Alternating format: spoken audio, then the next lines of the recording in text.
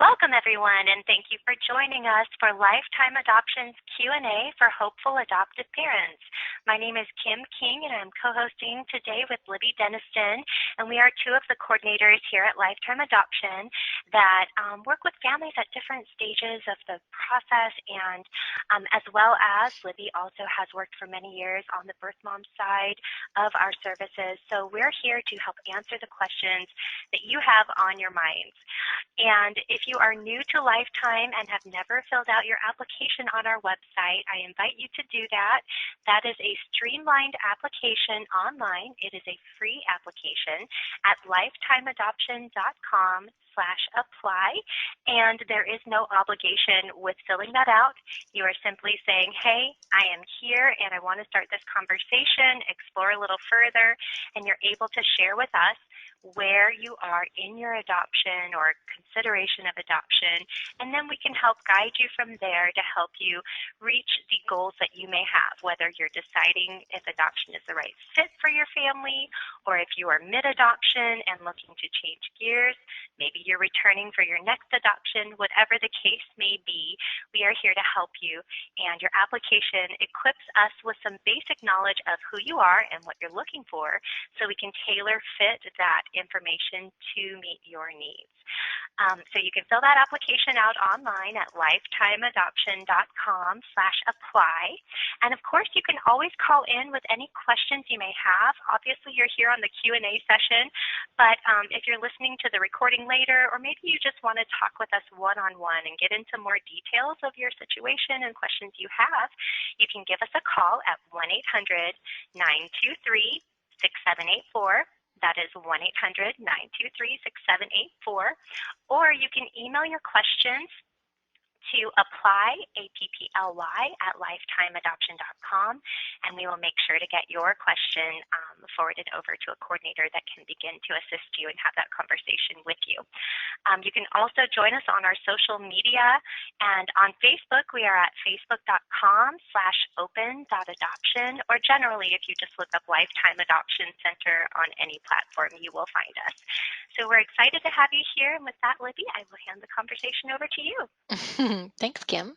You're I was welcome. trying to welcome some of our guests here behind the scenes, so I may have to catch up to some of them in just a moment because you were all sending us such sweet little holiday greetings, which was fun to see.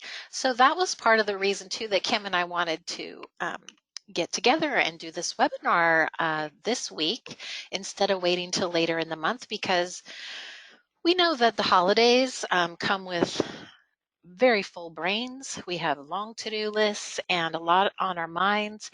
And we know when you're thinking about adopting that maybe, baking the cookies and decorating the tree and getting the presents and making all the plans for different dinners you're attending, that sometimes you can feel like, but adoption's at the top of my list, but it keeps getting shoved down. So we were excited to give you an opportunity to sort of pause and have a reason and excuse to actually just focus on adoption right now, and to get some information to maybe check off those questions that keep going through your head and you're thinking, oh, I keep meaning to, email Kim. I had a great phone call with Kim, but I keep meaning to reach out and let her know these questions, but the days keep going fast here. And so this way, you get a chance to maybe clear a little brain space, get some answers you need, and maybe it'll help you get one step closer to where you want to be in your adoption planning before the new year begins, or especially as this new year starts up and gets rolling. You'll feel like, okay, no, I have a little bit more under my belt. I'm a little more equipped. I'm feeling encouraged and ready to get this going. So wherever you are in the process, we just welcome you. And so you'll notice today that we will have a variety of topics to cover. Maybe some of them might go beyond the basics. Some of them might be, Adoption 101 sort of starter questions. So wherever you're at, we just want to encourage you to type those questions. Let us know how we can help. And of course, if you ask something and it's more specific just to you, we might encourage you to just reach out to us personally so that we can help you get the information you need to clear that up. And you can always follow up and say, hey, I need an answer. I never saw Kim type back with me or answer the question at all or anything like that. We'll cover as much ground as we can, but just know that we're here to help too. So Kim, I'm looking at while everyone kind of gets warmed up and thinks of what questions they want to type, I'm going to look at the registration report because there were some good ones in here. Mm. I think this is probably a good one to start. Now, just to sort of center us all and clarify, lifetime adoption focuses on primarily newborn adoptions within the U.S., but also sometimes we have adoptions of older babies, toddlers, sometimes even young school-age children come up, sometimes twins, sometimes siblings.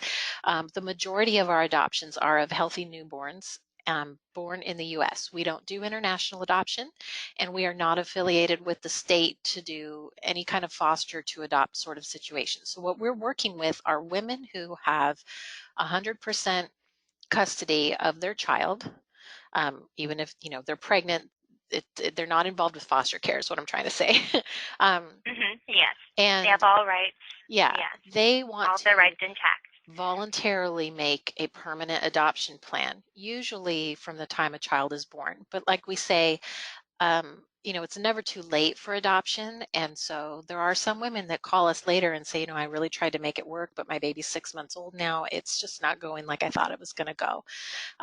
There's a lot of reasons that women call us who are thinking about adoption. So I just wanted to clarify that in case you're coming on with like all these questions about, like adoption from Guatemala or something like that. So I don't want you to leave and think, God, they never even touched Mm. on that, So I just want to clarify what Lifetime is familiar with is um, typically open adoptions of babies and young children who are born in the U.S. and they take place within the U.S. So with that, this question here comes from a family who's thinking about adoption all the way in Florida. And they say, I really want to adopt a newborn. Are there special requirements for that process? Now, I know this is Mm. probably its own webinar encompassed into that topic, but how would you answer that? How would you sort of help a family get off on the right foot if they want a newborn adoption? Mm-hmm. Yes. Well, I would say the main avenue for newborn adoption would be private domestic adoption. So if you're in this webinar, you're in the right place here at Lifetime Adoption, because that is our program, private domestic adoption, where you have a woman who is possibly pregnant or just had a baby, or she's parenting. She's choosing adoption for her child. And usually they are doing so while they are pregnant, as in exploring the adoption option, making the plan, choosing a family. So, and I would say the mindset of a birth mother who is, going through with an adoption plan is that she cares so much about her baby's future. It's not necessarily about her own future, but primarily the baby's future. That's what's bringing her to adoption. We have a saying, and you'll hear this on other webinars too, and sometimes in conversations with us, where there's this quote, I don't know who said it, but a birth mother puts the needs of her child before the wants of her heart. And what I'm getting at is that most of our adoptions are newborn, 97 to 98% newborn. And that is, I think, because they are very concerned about the impact to a child who is older. That is not to say that women who are parenting older children and, that they don't reach out. Sometimes they do reach out to us to explore adoption, but they are very concerned about that impact to their child to transition at whatever stage their child is at. And they're really weighing out if the benefits outweigh the possible negative impact that they may, be concerned about in making an adoption plan. But when they have a newborn, they're really, they want to make sure that baby gets to the family right away and can start bonding and have a mom and dad and all of that stability. So this is the right place for private domestic newborn adoption. And I would say, as far as requirements, basic state requirements for private adoption. You will not be fostering, although some states will require you to get a foster license. in order to be approved for a private adoption. So you'll just need to talk with a home study provider in your area to find out if that is a requirement or not. But just let them know, hey, we're looking to do a newborn adoption. We've heard that private domestic adoption is the best avenue for that. So that's the type of home study that we need, a home study for a private domestic adoption. Usually people do have a bedroom for the child, but if you have exceptional circumstances, you can ask the home study provider about that. Most states require you to be at least 21 or 25 years old. Different states have different requirements. And every state does have different requirements, so that is very specific to where you live as far as the minimum requirements to be approved to adopt a baby that is not biologically related to you. The home study process takes about 6 to 8 weeks, so within 2 months generally, and that is where you will hire a social worker locally to get to know you and provide you with the paperwork, show you where and how to do your background checks. So they will guide you through that. You're not expected to know any of this on your own. They will interview you.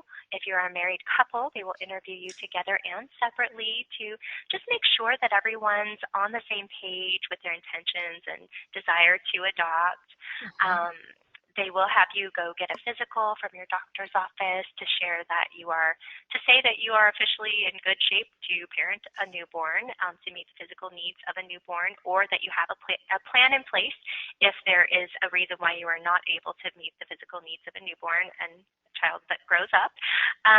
So this is a home study. It's a get to know you, but also they're checking off all the boxes to make sure you meet the minimum requirements. And I would say most adoptive families far exceed the minimum requirements. Right. As A far lot of as a lot of times income they and usually will say to us like, I worried more than I needed to, that it felt very yeah, personal and personable. They didn't feel interrogated. They actually felt like they made friends with their caseworker, and that doing the home yeah, study was reassuring and actually sort of made them even more enthusiastic, because here's this stranger coming into your life basically saying you're going to be awesome parents. Um, and it can be a really encouraging process, but we know, there's a huge answer to, I want to adopt a newborn, what are the requirements? Ultimately, yeah, it some of that may also come down to what kind of adoption are you looking for beyond just newborn. um, so there are different things, like I know some states, if you want to adopt siblings, for example, even if one of them's a newborn and one is very, very young, so sometimes they may look at different requirements just for that. But there was another question that popped up, Kim, that said, what are the financial requirements, um, and is there help to adopt? So the way I read that is sort of twofold, because you were talking about all the things that a home study looks at. And yeah. I thought, that is a question we get too, is do I have to have a minimum income to qualify to adopt? Mm-hmm.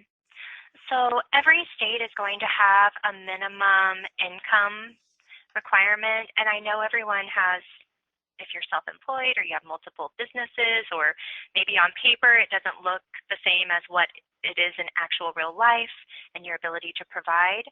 As I said, most families far exceed the minimum requirements.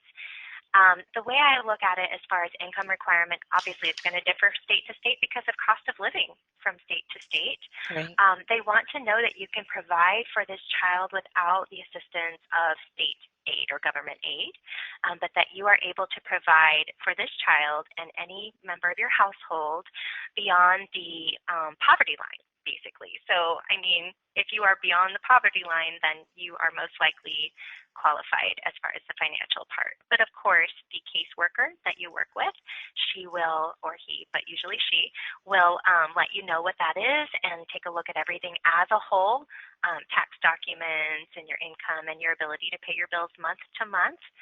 And for example, if you own your house free and clear, and you're debt free, but your income on paper is very low, they look at that to say, oh, wow, okay, well, they definitely have minimum bills and an income that far exceeds the bills that they have or the payments that they have, just to live month to month. So, they will look at all of that and make sure that you're in keeping with minimum state requirements. Remember, it's minimum state requirements. It's not you have to have everything perfect. You have to, you know, I mean, sometimes people want to know, about being financially stable. How do they determine if we're financially stable? Well, I think everyone has a different view of that, especially depending on where you are in life. Birth moms have a totally different view of that at times than adoptive parents do. But I would say this is not something in general, to be concerned about unless you are on some form of government aid at this time. Right.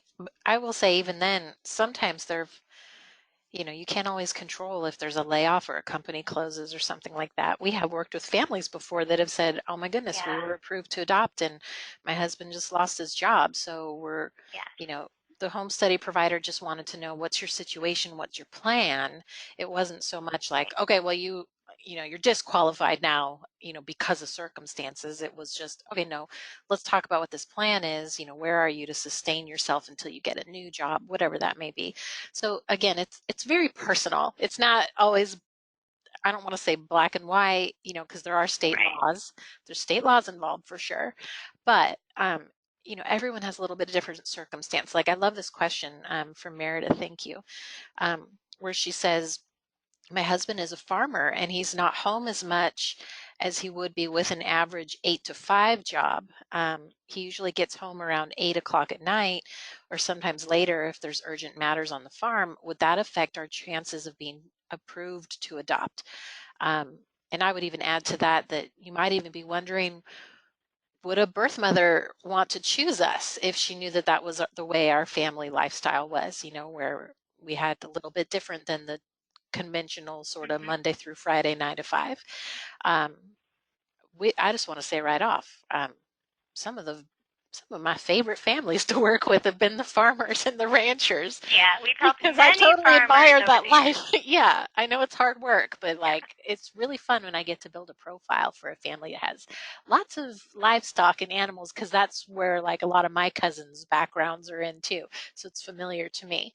Um, but I mean, Kim, have you come upon those questions before from families who are just thinking about starting up? Like they wonder if Yeah. their lifestyle would prevent them from being approved at all? I think um, probably the majority of families have something that is weighing on them, kind of like a little thorn on their side. That's like, is this going, the nagging thought, is this going to keep us from being able to adopt or successfully being chosen and Yeah. receiving a baby? And usually it's not going to be something that actually prevents you from adopting. So just talk with us about it so that we can share with you how we will present that in a positive way. For Mhm. example, birth moms usually really like the idea of their child being able to have, if you live in the country and there's a lot of space for the child to run and play, and maybe you have animals, or maybe you grow your own vegetables and things. Birth moms really like that. So, Mhm. not saying you have to have that in order to be Right. Yeah. successful, If you're a suburban but family, we don't yeah. want you to think, oh my goodness, Don't we freak don't have out. Yes. land. Yeah. Um, no, but it is about But yeah. who you are. Um, one Hmm. of the very first families I remember working with at Lifetime, I think they raised buffalo. Yeah. It was so unusual being in California. We don't really talk about buffalo in California. Like that's not a thing that we fuss with. We have scrappy looking deer and ugly gray squirrels, and nobody really wants to eat them. They go out of state to get the good ones. So, The occasional peacock yeah, wandering around. I mean, we have lots of cool stuff. But anyway, so it was so different, that even some of the birth mothers, some of the expectant moms, or the women who are considering adoption, they kind of liked, even if they lived in a city themselves, sometimes they looked at the families who lived completely different than them and thought, wouldn't that be kind of cool, grow up like that. But on the other side, you might get chosen by a woman who grew up in a small town like I did, where you had to drive an hour just to get to a Walmart or something, and she might be thinking, no, I want to choose someone who's close to a city, who doesn't have all that commute to worry about, and they have access to everything at their fingertips, and she might love the fast-paced lifestyle that, someone who lives in LA offers or something like that, so Mhm. it really is just about being you and being yourself. But if you have concerns, I love that you said, Kim, that most every family sort of has this little nagging, what Yeah. if kind of in. And honestly, I just want to say, because we are blessed to work with a lot of faith-centered families here, that when you pursue a call to adoption, please prepare yourself and your spirit for all of the reasons why you shouldn't do it, because it is such it's such an amazing process to just be called to adopt, that there are forces beyond your control that are going to enter in to cause doubt in that. And Yeah. sometimes you just kind of got to like burrow your heels in the ground and be like, no, I'm going to keep moving forward. So if you have those doubts, voice them, ask the questions, but just be reassured that really what we've seen at Lifetime is a true variety of families, and they all get chosen for different reasons. That's kind of the fun part. Um, I mean, Kim, let's talk a little bit about what that process looks like of being chosen, because that might be really new for some people who are listening right now. So at Yes. So Lifetime, go ahead. Go ahead. how do families, they start up, how do they get found by these women who want to place their babies? Mm-hmm. Well, of course, Lifetime already has all of the outreach in place so that we hear from new expectant mothers, women considering adoption every day from all over the country. They're either chatting with us, responding on our social media, calling in on one of our hotlines, whatever it may be. How they found us can be from a Google search, it can be from a brochure they came across, it could be from a post they saw on Instagram, a personal referral from someone who explored adoption, whether or Mhm. not they ended up choosing it, or it could be from a professional in their life that is at a pregnancy center or is at their church or is at their school or wherever it may be, that gave them our number so that they could call and get someone on the phone right away, get all of their questions answered in a welcoming, compassionate, non-judgmental way. So that is how birth moms find Lifetime. And from there, we ask birth moms to just share with us a little of what they're looking for their baby. What type of family are they looking for? So Mhm. she usually will have a few basic characteristics that she's looking for, such as, a strong Christian married couple who is, air quotes, financially stable and is ready to really focus on parenting. And she may have other add-ons, whether or not you have a dog, whether or not you're musical, whether or not you play sports, what region of the country you live in, although I don't think that's as common these days because the world is so small now. I mean, the last decade has really made it so small we can talk to Mhm. anyone at any time, anywhere. Right. um, length of marriage or decade that you're in, as far as are you in your 20s, 30s, 40s, early 50s?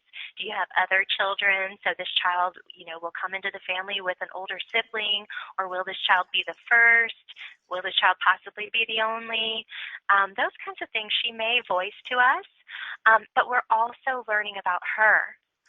So we're having a conversation where we're uncovering some of the characteristics that are important to adoptive families. When you set up your preferences with Lifetime, from the very first scheduled phone conference that you have with us, we guide you through setting up your adoption preferences. From that time forward, we know exactly who we can present you to as long as you meet what she's looking for. So from there, we can show her your profile in a variety of forms, such as a physical profile that we send to her in a little care package. Mhm. It could be something we link to her so she can see it right away, your online profile. It could be a PDF that we attach to some form of electronic communication.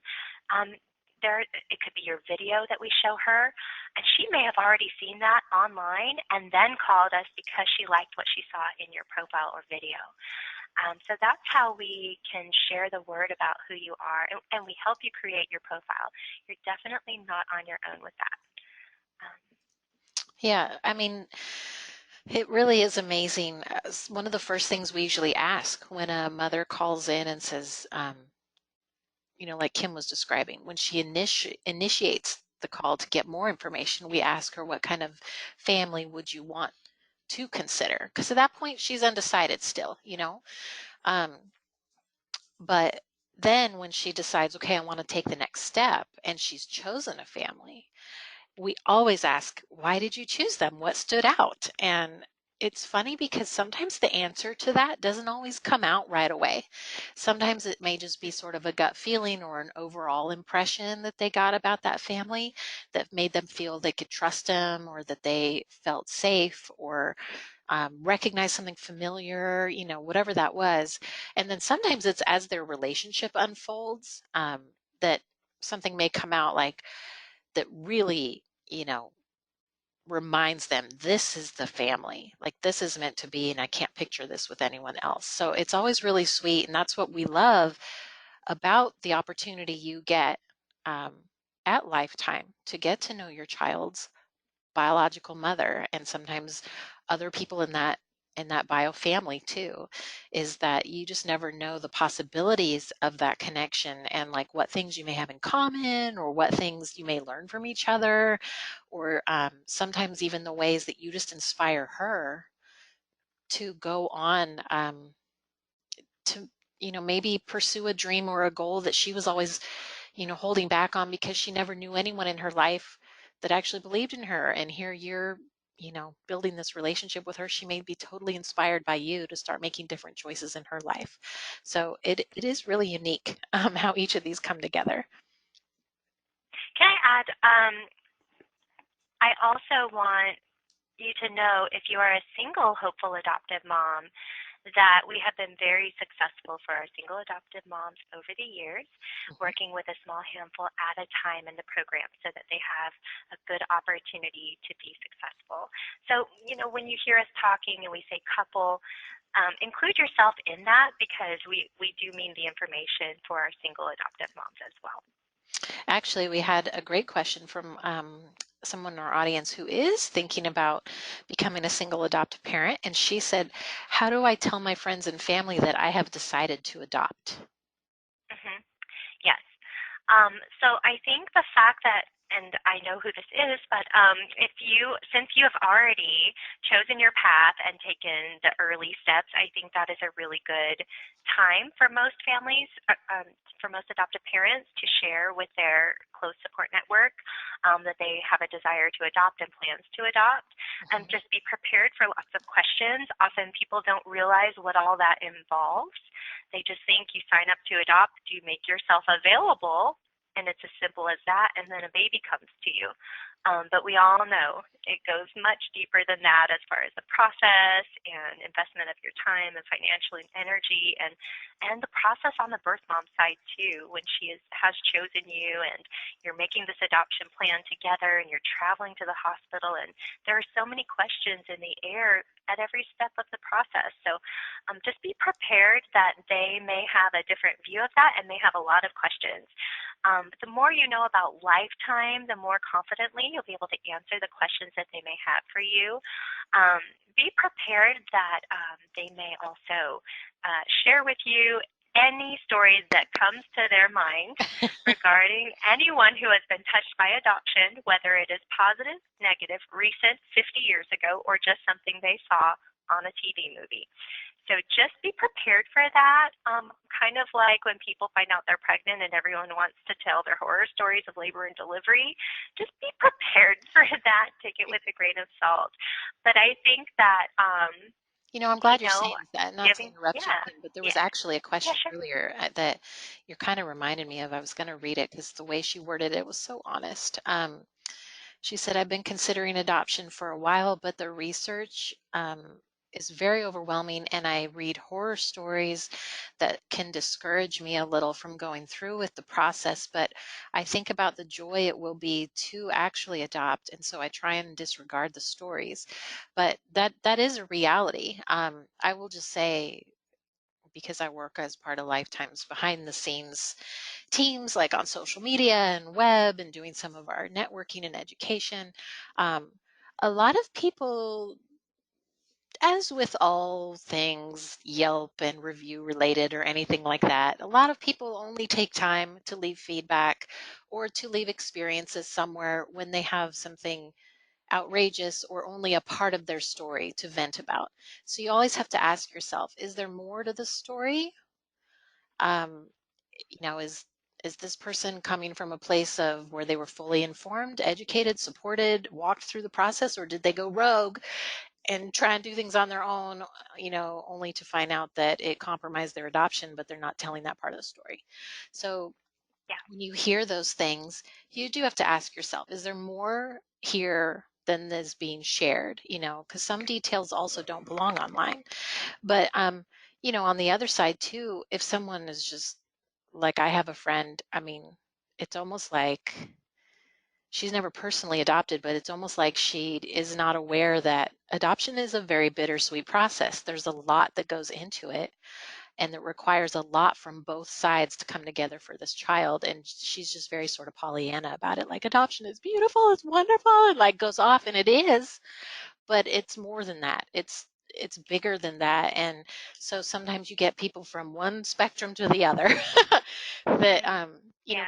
can start speaking into that dream of yours. But I was so glad you said that, Kim, too, because as soon as you start telling people, you'll get their stories or things they've heard or their opinions about what you should do. Mm, Like you may, yeah. I have worked with other single adopted moms before where their family could not understand, well, why don't you just do, artificial insemination or IVF or something like that? And she's like, because I want to adopt a baby. For whatever reason, she didn't want to go down that path, or maybe she had experienced infertility and she didn't want to tell everybody her business and her story because here she's a single woman, and that might feel even more awkward to talk about when you don't have a spouse at home to vent to about all the weird things people say about your journey through infertility. But like, Hmm. people will just, they will have their things to say. But Kim, this question about how do I tell people I've decided to Yeah. adopt reminds me of a webinar we just had last month. It was a private one, but it was with one of our families who adopted about this time last year. And she actually said how um, blessed they felt, how encouraged they felt when they actually did tell people that they were going to adopt, because they were a little bit worried, like, are people going to think we're too old or that we're silly or we should try longer to get pregnant? Like, they were just worried about what people would think, or would they be supportive, would they be judgy, whatever that was. And instead, the encouragement and support was so overwhelming. They just said, we don't quite know why we were afraid to tell them, but we are so glad that we did. I've actually also seen, of course, we're all on social media, and on my Facebook, I often see families who have just started the program with us share really cute, like, photo shoots they've done where there's something in the photo that people can put two and two together that they're adopting, or they're holding something that says something about adoption. Very Pinteresty. There are so many creative. So how to, in practical application, you could do Yeah. something like that. Or just mention it in conversation when someone says, hey, how are you doing? Let's catch up. You can say, well, actually, now that you ask, I wanted to share with you that I'm actually beginning an adoption process. I'm beginning an adoption journey. And even though the adoption journey started when you started your research and initially felt that calling tingling on your heart, that's really when your adoption journey started. But to them, it kind of looks like, wow, you've signed up with an agency, you've signed up with an actual program that's going to be presenting you to birth moms. You have a path you're following. So to them, this is the beginning of your journey. So you can say, yeah, I'm starting an adoption journey, after a lot of research, thought, and prayer and contemplation. I got to know this organization, and I just really feel God led me in this direction. And so I'm really excited to share that I'm going to be working with, wherever it is, Lifetime Adoption. And Yeah. you can go on the website and show them. You can show them our social media. You can show them some of our birth mom outreach, and they can start to just really get an idea of who we are so that they can be a better support to you, because they are developing a connection with us as well. But I would say it's as simple as just bringing it up in conversation. How are you Well, doing? and Well, interesting yeah, that you ask. I have awesome news. I'm adopting. well, and knowing too, if you're a more private person, um, don't go out of your comfort zone. Tell your trusted inner Yeah. circle. But I will Right. say, it's kind of like, it's kind of like pregnancy these days. It's very common becoming sort of the tradition to not announce a pregnancy till you're well in the second trimester because of the risks of miscarriage or whatever may come up. So that's where I think gender reveals really became big, is because now suddenly everyone's waiting longer to announce their pregnancies, but now we know the gender earlier, so why not add that to the mix? But the same thing there too. If you're a person who's been through a lot of miscarriages, you may be really shy about telling people you're pregnant again. But in a way though, we always encourage people, tell at least a few people you trust. So those are prayer partners. Those are people that are going to be there to support you. But if you have someone in your life that you know is a little bit ignorant, especially about adoption, or if they say things that they mean well, but it never sits right with you. Maybe those aren't the first people you open up to about your plans to adopt, Mhm. because it is a vulnerable process. So you want to make sure That's you a good know tactic. your own boundaries, Yeah. but also choosing wisely who you share things with.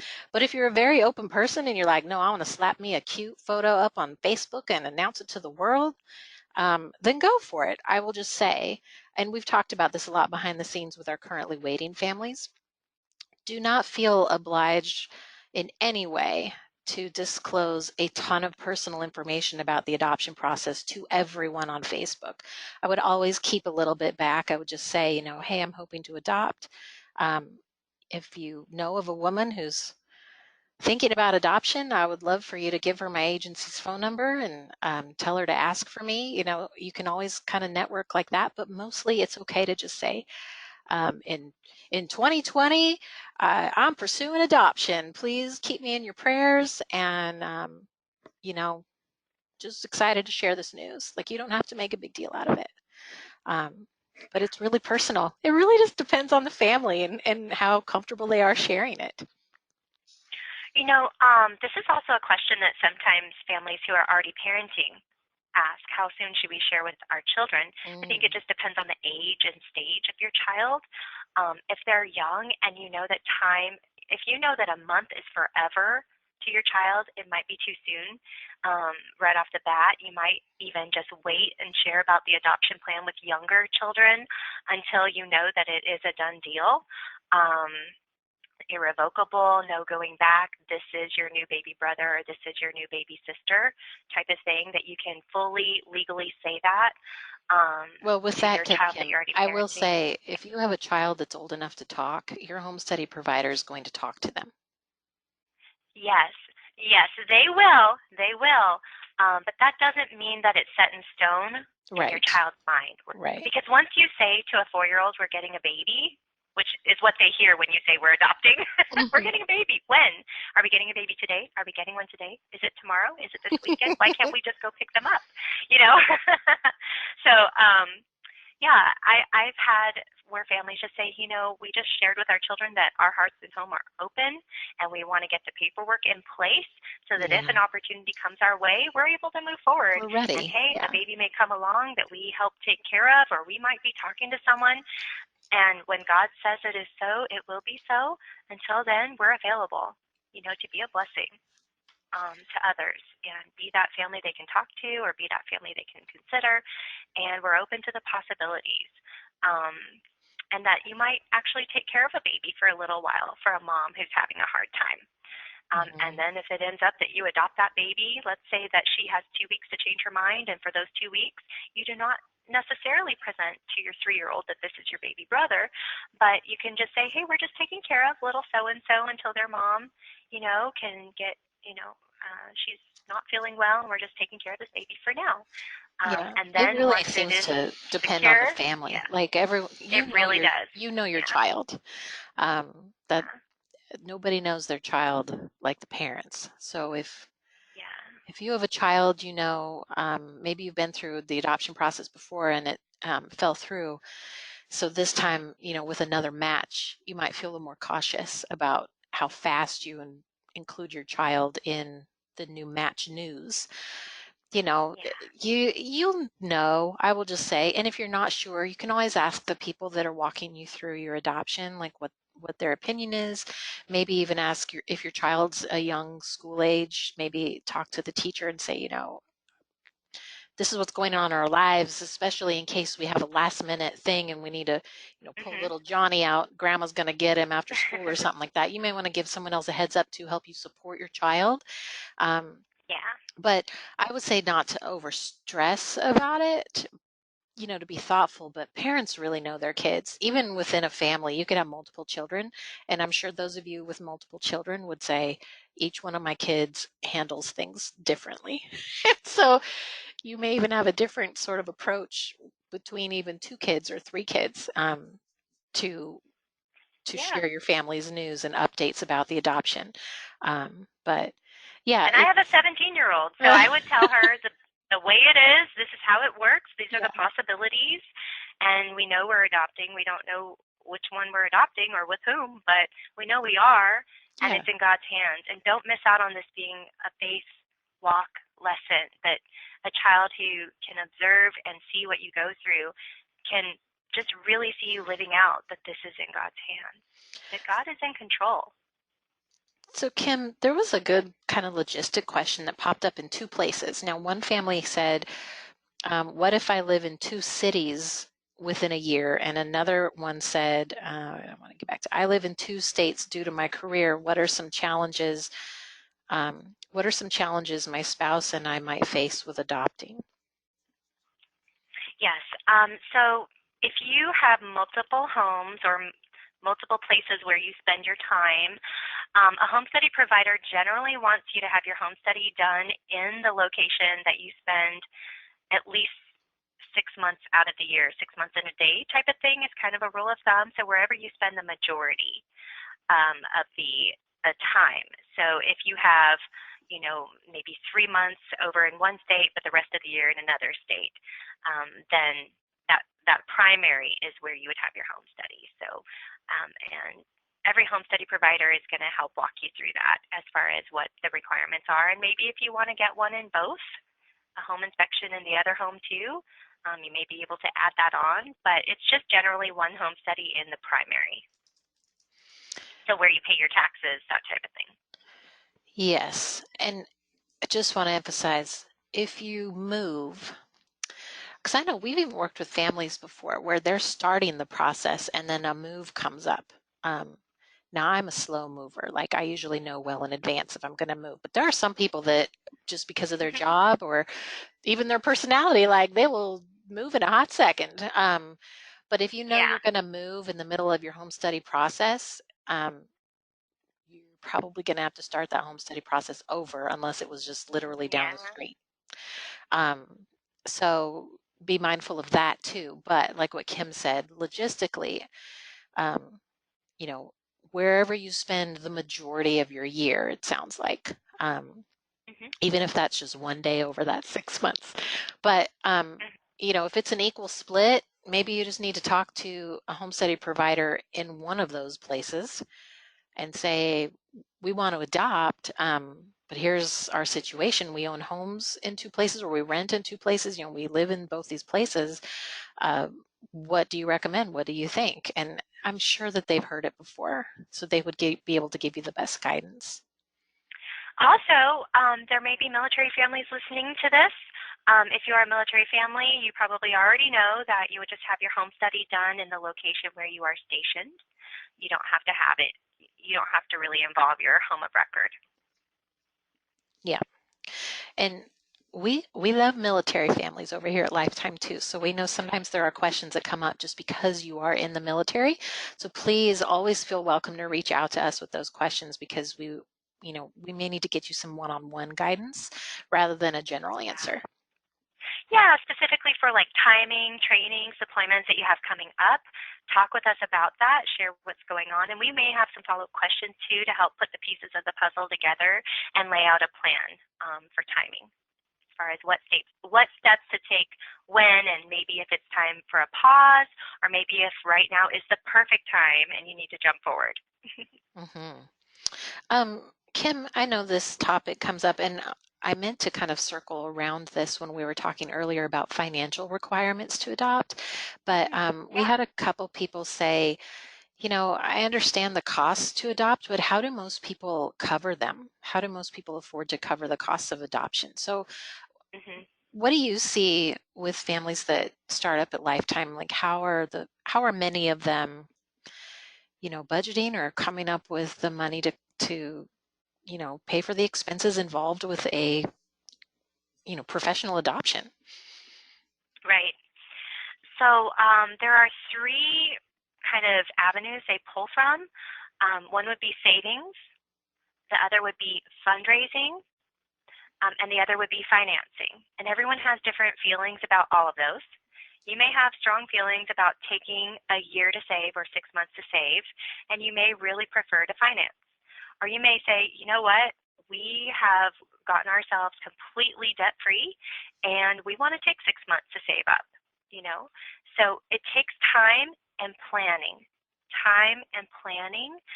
to just really, if you're going to be saving, especially time and planning, it will come together. Um, and then fundraising, of course, can be a part of that. Now, let's say that you are going to be shooting for a budget of around 30,000 in total for your adoption, just for the sake of example, around 30,000. Let's say that you can, save up 15,000 on your own. Just within your own household, there are things that you can do or not do to help you build that savings. And you have a plan for X amount of months that you'll get to 15,000. Meanwhile, you may also try to, fundraise and have that goal be 5,000. There may be fundraisers that you hold, things that you sell, or fun different ways people can donate, or a simple online fundraiser where people can donate right online. And then so that would bring you to around 20,000, and that leaves around 10,000 remaining in question. Do you want to continue waiting and saving, maybe do another fundraiser, or do you feel like let's go ahead and apply for a loan or line of credit? Let's be savvy about it. Let's get one that has really good bonus points or a good interest rate. Talk with your bank or credit union, or there are links on our website, lifetimeadoption.com/financing. Lifetimeadoption.com/financing. There are links to places that do adoption loans, and you may be in a very good position to get a loan for $10,000 or $15,000, or maybe even more, depending on how you feel about that in your situation. And then once you adopt, you can apply for the federal adoption tax credit, and there is a link to information on that. Directly from irs.gov, and that is also on the same page on our website, lifetimeadoption.com/financing, where you can go and get all the info about the federal adoption tax credit straight from the horse's mouth, know exactly, what it would look like. And if you're not sure on some of the terminology, you will read on there, because after all, even though it has been well written recently, and easier to understand now than ever before, in my observation, you still may have some terminology in there that you're not sure how that applies to you and what that actually looks like on paper for you when you're looking at your taxes. So you may want to ask someone who is more tax savvy, maybe does their own taxes or does taxes for a living, to just give you their kind of opinion on what that would look like for you. And the federal adoption tax credit is not something you apply for all in one swing necessarily. You may have a few years to max it out. So that means you're able to replenish savings. I think it's around $13,000 or $14,000. The federal adoption tax credit. It'll be listed on the site. I stay away from giving specifics because you might be listening to this today, Right. Or you might be listening to this 6 months or 2 years from now. We don't know. But hello there. Hello there, future you. but you can go to the lifetimeadoption.com/financing, click the link to the irs.gov, and read the current information there and get it straight from the source rather than researching online, because depending on when that article is written, it may or may not really apply to you. So just go to the IRS.gov, get the info you need, and it should be, at this time, it's around $13,000 or $14,000 that you could possibly get back that you can, like I said, use to replenish your savings, use to pay off that loan. Say your loan was $10,000 or say it was $15,000. Well, you've got nearly the whole thing paid off by the time you get that tax credit. So that is how families, ordinary families in America, are doing this. Working families, Right. that are not considered wealthy, they don't have maybe a parent that's going to pay for this. Sometimes people do have parents that will greatly contribute, and that is a huge blessing, huge blessing. And I know that those families are so appreciative that they have someone in their lives that's willing and able to help them and support them in that way. Not everyone has that, so I would say that kind of threefold approach is how people fund their adoption, from the ordinary everyday income where you're able to, have a little savings on the side if you put your mind to it, and you're able to make, your monthly bills, and you're able to afford parenting a child, savings, fundraising, and possibly financing in conjunction with the tax credit. Mm-hmm. And let's say that you, for some reason, have all the funding come to you all at once in one shot, like maybe you borrow from a 401k or whatever it may be, and then you get that federal adoption tax credit and you're planning to adopt again. Use it towards your next adoption. Yeah, and I saw this comment, I love this, that she said, fundraising has been amazing for us, so don't underestimate how much other people may want to contribute to help you adopt. I've even known adoptive parents who continue fundraising and saving throughout the process. So even once they've got their foot in the door and they have their budget set aside for when they're matched and they need those attorney fees, but they still continue to pad that budget, pad that account that's devoted to their adoption, however they've organized that, so that if something comes up where they need to travel out of state longer than usual for their adoption or whatever, there's just things that come up. And we do everything we can to minimize that stress and help you plan, but at the same time, you don't want to be in a situation where your budget is so down to the penny that you have to walk away from a situation if suddenly, it goes $100 or $1,000 over your budget. So continue to fundraise and save and build that budget even after you have, um, Reached your already, goal. yeah, already reached Yeah. your goal to get in and be ready to adopt. You just never know. And like Kim was talking to all of those in you in the future, things could even go up by then. So, if you adopt 6 months from now, you might have an attorney that helped you adopt 2 years ago that now this coming summer has decided to do a fee hike because it's been 2.5 years and they, need to cover more expenses with their team. So, it's wise to continue doing that. And fundraising is another fun way to put it out there that you're hoping to adopt as well. So that sometimes people will tie that in together. Like um, there's so many different fundraising ideas these days. I can't even think of them all off the top of my head, but one that came to mind was some people do a T-shirt fundraiser, or I think it's Bonfire or something like that. And this specific website, you can make a really cute little T-shirt design and tell all your friends and family, hey, every purchase of this T-shirt, the proceeds are going towards our adoption. And at the same time, you're telling them, hey, we're hoping to adopt. So at the same, and you're asking them to take an action step and help you out with it. So there's different ways that people use fundraising in the beginning to get themselves started, but also throughout the process to just continue to either reimburse themselves or build their budget so that they are prepared for whatever adoption is ahead. The puzzle piece I fundraiser. wonder Saw that. Oh, thank you. if Love you, these. Let me read these, Kim. These are good. These are good sure, suggestions for fundraisers. yes. Puzzle piece fundraiser. That one is cool because you can frame it and make it into like a nursery piece, and then on the back it just has everyone's little signatures that sponsored your puzzle. You can Google all of these too. I'm not going to explain them all. Puzzle piece fundraiser, bowling event, fun. Yard sale fundraisers, yes. Those are the ones that worked the best for Marlene. She was sharing. So thank you for giving us those tips. I was going to also say that let's say that you create something that people will purchase um, in the fundraiser. Maybe you can add a link to an online website, that they can go on there and donate as well. So you're spreading the word. So let's say someone's out and about wearing the T-shirt, and in small print somewhere on the shirt, it has a little website where they can go to donate a little more. And people ask them, hey, I really like your shirt. Yeah, my friends or my family member is adopting, and they sold these T-shirts to fundraise, to cover the cost. And here's a website where you can go and you can, maybe see an update, or you can contribute online if you feel led to do so. So you can kind of tie them in too, so that those people out there wearing your shirt can also spread the news. Mm-hmm. This is smart. Always thinking about that networking. I was just looking in my car the other day. I drive around with books and little pocket cards and brochures about Lifetime, because sometimes Mm-hmm. I'm surprised where the conversations come up, honestly. Yeah. And Yeah. I was actually going to share this on Thursday. We're having a private Q&A webinar just for Lifetime's waiting families.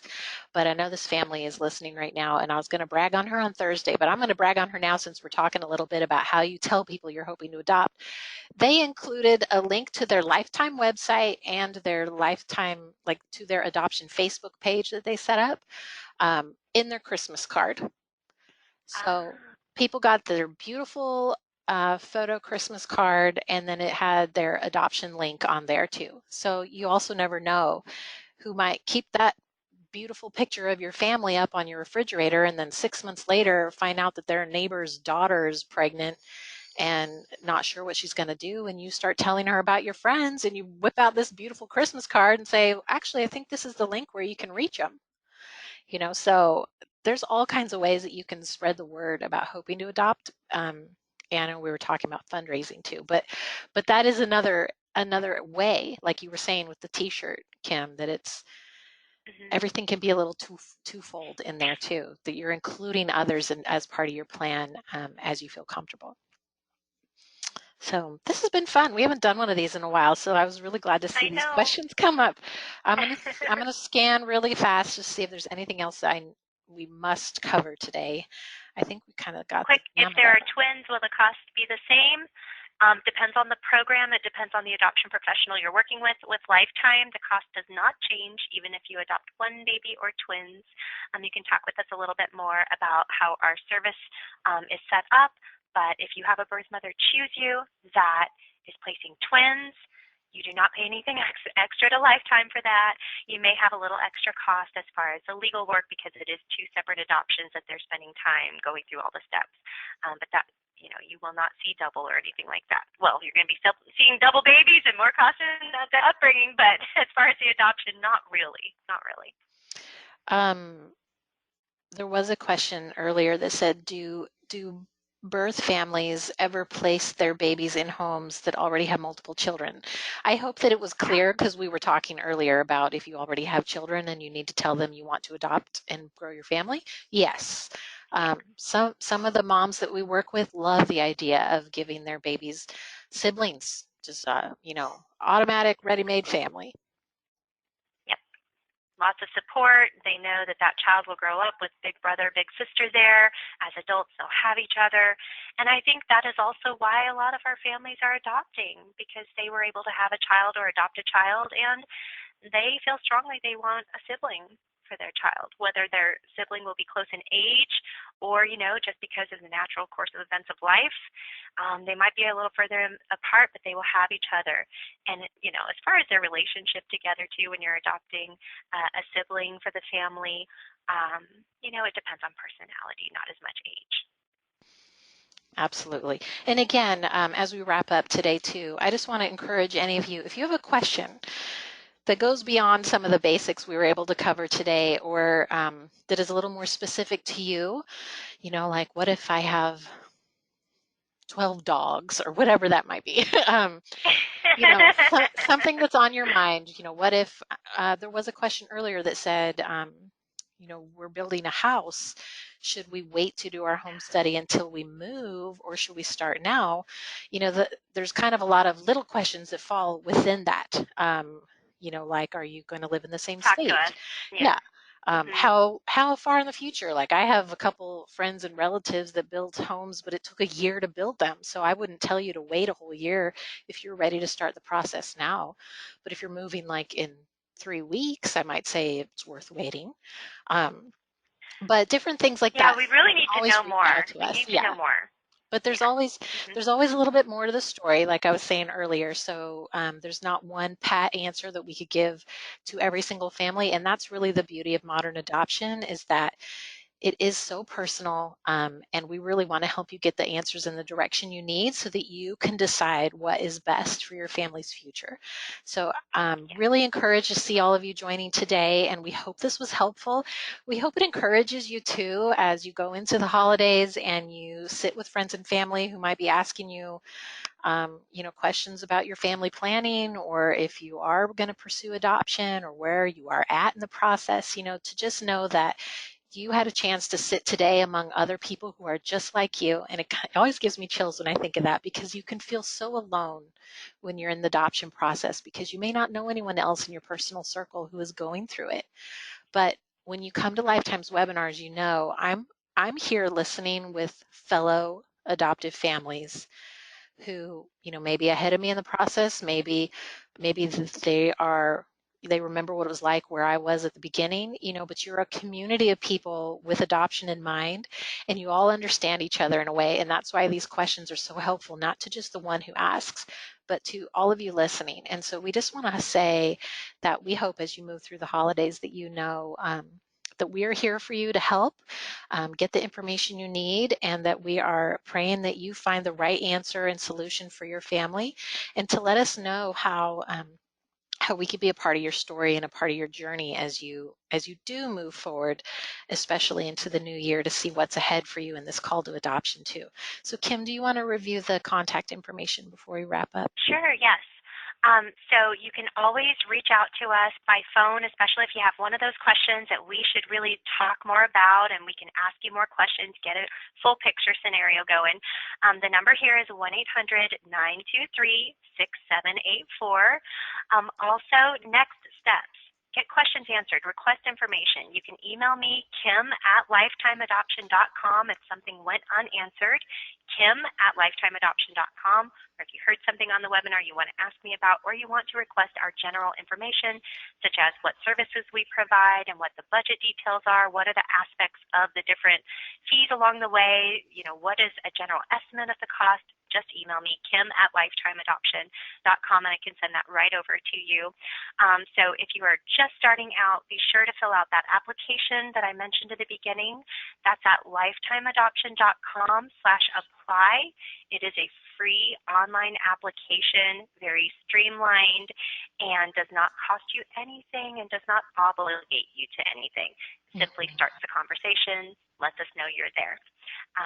And I appreciate you all taking time out. Hopefully, maybe you've gotten some presents wrapped or gotten some laundry folded, Nice. something as well, a bonus, while you've listened and joined us tonight. And I hope you all have a Merry Christmas if I don't talk to you before next week. Thank you so much. We will talk with all of you again soon. Keep in touch. Bye-bye. Have a good night. Bye-bye.